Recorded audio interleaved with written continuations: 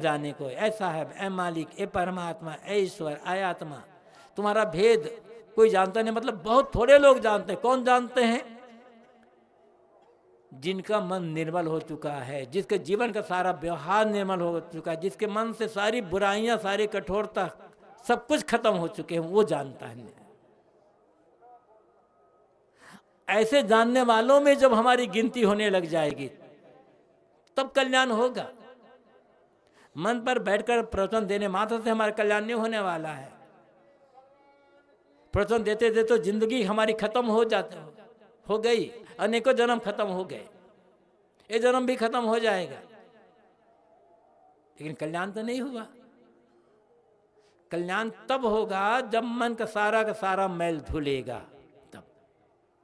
और ये साहब के भेद जानने का। ये साहब कहते हैं पानी ले ले, साबुन ले ले, मल मल काया धोए। तुम पानी और साबुन ले ले करके रगड़ रगड़ के काया धो रहे हो, लेकिन अंतर्घट का दाग न छूटे, निर्मल कैसे हो? अंतर्घट का दाग इससे नहीं छूटेगा पानी साबुन से। अब प्रश्न हो जाता है कि ये अंतर्घट का दाग कैसे छूटेगा? शरीर का जो दाग है वो तो पानी और साबुन से छूट गया, अंतर्घट का दाग कैसे छूटेगा? उसके लिए साहब ने कह दिया है, ज्ञान का साबुन ले न धोयो सत्संगत का पानी। ज्ञान का साबुन, और केवल ज्ञान मतलब जानकारी नहीं, ज्ञान जो व्यवहार में उतरे। कहना चाहिए निर्मल व्यवहार, लेकिन ज्ञान कहाँ मिलेगा? सत्संग में। इसलिए सत्संग में जाकर के संतों गुरुजनों की वाणी सुनना होगा, वो भी निष्पक्षता पूर्वक। सही ज्ञान जब होगा, और सही ज्ञान का अर्थ ही होता है सारे भ्रम, अंधविश्वास, मिथ्या महिमा, चमत्कार, पाखंड का खत्म हो करके जो जैसा उसको वैसा जान लेना, और आचरण का, व्यवहार का पूर्ण निर्मल हो जाना। ये दोनों पंक्तियों में साहब ने हमें एक चेतावनी दे दी है और हमें रास्ता बता दिया है कि हम भक्ति करते हैं, सत्संग करते हैं, उसका अर्थ क्या होता है। पूरा पद मैंने कहा था, लेकिन इतना ही पर्याप्त है हमारे कल्याण के लिए। फिर से पूरा पद मनन कर लें। साहेब तेरा भेद न जाने कोई, पानी ले ले, साबुन ले ले, मल मल काया धोए, अंतर्घट का दाग न छूटे, निर्मल कैसे होए। या घट भीतर बैल बंधे हैं, निर्मल खेती होए, सुखिया बैठे भजन करते हैं, दुखिया दिन भर रोए। या घट भीतर अगिन जरत होए, धुआं न प्रगट होए।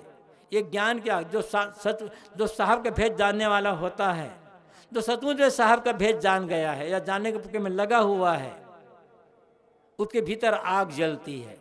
कौन सी आग जलती है? ये आत्मज्ञान की आग, वैराग की आग जलती है। उसमें धुआं नहीं होता। कौन कितना वैराग्यवान है, कौन कितना ज्ञानी, आत्मज्ञानी है, किसकी साधना कितनी चल रही है, इसकी बाहरी कोई पहचान नहीं है। कैसे जाने अपन भाई? या तो अपना उस व्यक्ति का अपना मन जानेगा, उसका दिल जानेगा कि सचमुच में मेरे भीतर में कितना वैराग्य, इतना ज्ञान है, मेरी साधना कैसी चल रही है। हर व्यक्ति खुद जान सकता है, या फिर कैसी बीती हो, या फिर वो जो उस रास्ते से जो गुजरा हुआ है वो जानेगा। कोई धुआं नहीं प्रकट होगा इसमें, कोई बाहरी लक्षण नहीं है, कोई ऐसा थर्मामीटर नहीं है कि मुंह में लगा दो या कहीं लगा दो, पता चल जाए कि व्यक्ति कितना ज्ञानी है और कितना वैरागवान, कितना साधना परायण है। बाहर तो हम जान ही नहीं सकते। जानना है तो वैसा काम करना पड़ेगा, उस रास्ते से गुजरना होगा, उस साधना से गुजरना होगा, तब जानना होगा। इसलिए साहब कहते हैं कि या घट भीतर अगिन जरत है, धुआं न प्रगट होए।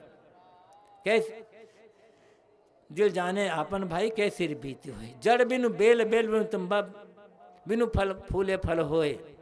कहें कबीर सुनो भाई साधु, गुरु बिन ज्ञान न होए। गुरु के बिना ज्ञान नहीं होगा। गुरु जिसे सचमुच में आत्मबोध है या परमात्मा बोध है कह सकते हैं, और जिनका जीवन सचमुच में वैसा निर्मल हो गया है, जैसे आप आत्मा को हो या परमात्मा को हो, जैसे आत्मा या परमात्मा जैसा निर्मल है, निर्विकार है, शुद्ध पवित्र है, वैसे जिसके जीवन का सारा व्यवहार निर्मल पवित्र हो जाएगा वो गुरु है।